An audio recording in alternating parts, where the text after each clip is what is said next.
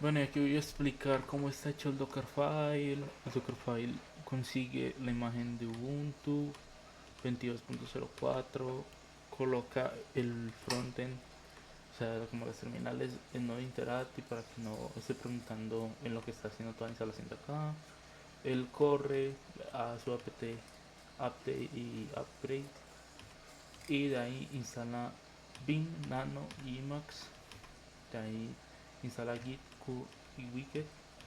Y ahí instala los compiladores GCC, G++, Make y Build Essential.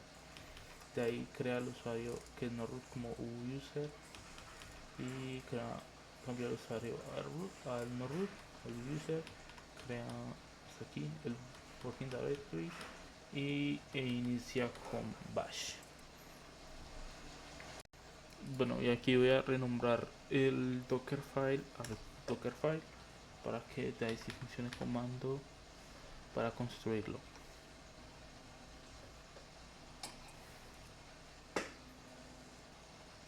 De ahí está instalando Git, Curl y Wicked. Y ahí GCC, G++ Make y Build Essential. Exportando la imagen. Ya ahí acabó.